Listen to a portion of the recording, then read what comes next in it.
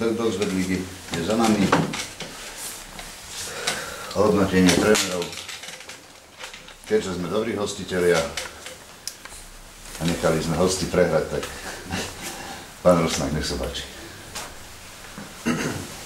Tak ja si myslím, že na prvom rade som povedal zablahoželať trénerovi Milanci k víťazstvu. Dneska to bol dobrý zápas. Ja si myslím, že obidve mužstvá chceli vyhrať. My sme takisto prispôsobili tomu taktiku. Snažili sme sa vychádzať, preusťovať stred. Vedeli sme o sile domácich, ktorí aj svoju silu potvrdili.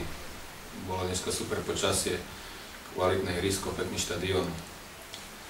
Len trošku ma mrzí, hovorím, nechcem sa vyhovárať, ale cítime trošku veľkú krivdu v jednom momente, že nech si rozoberú kompetentní.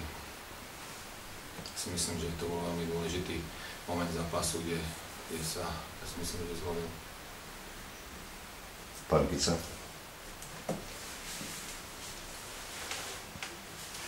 Trebišov mužstvo spred mesiaca a dnes ako veľký rozdiel.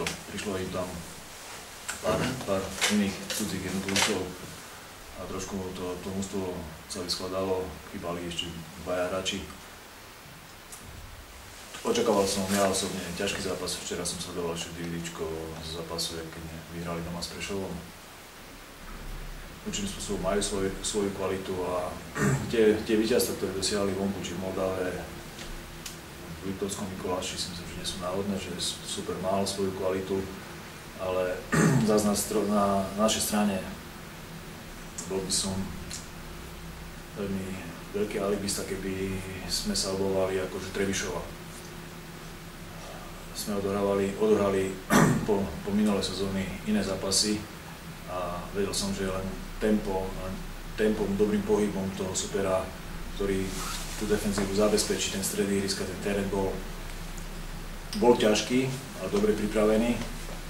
A v tom prvom polčase, aj keď sme tam mali 2-3 golovky a sme ich nedokázali využiť, a ten pohyb zo strany Lujka a pohyb zo strany Grucu, ako nebudem komentovať, preto ako z toho ihriska na druhý polčas nenastúpili a bohužiaľ, pokiaľ nebudú šľapať tak, ako majú, tak hrávať nebudú. Či tá penálta bola, to ja nebudem o tom komentovať. Rozhodca to odpískal, vyrovnali sme a sme išli za tým víťazstvom a myslím si, že tá preváha bola na našej strane a to víťazstvo si myslím, že je. Že sme to oddreli dnes a si myslím, že je zaslúžené. Za to chlapcom ďakujem. Pán Kica, vo finálnej fáze až zúfala nemohúcnosť. 3 či 4 krát v zápase súper vykopával loptu takmer z bránkovičia.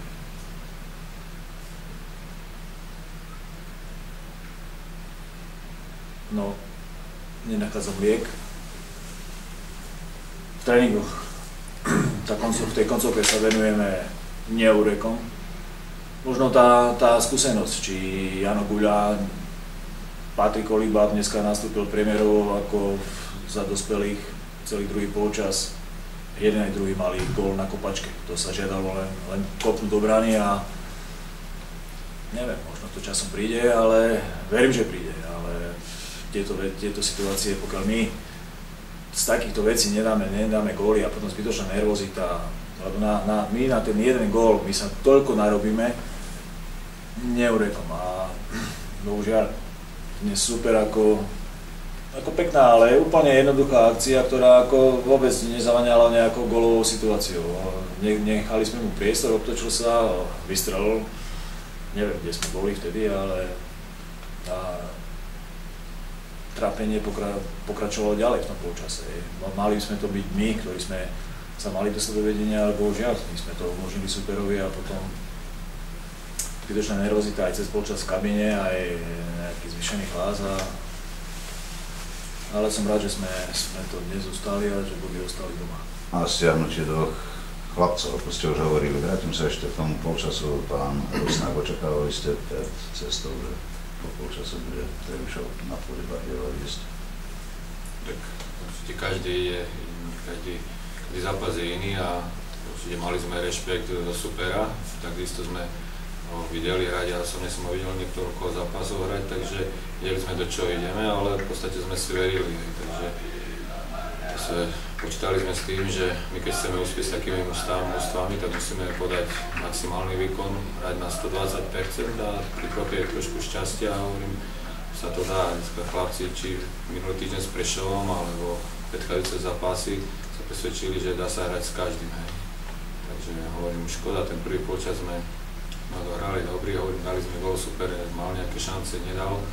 Hej, ja hovorím, bolo to aj trošku o tom šťastí.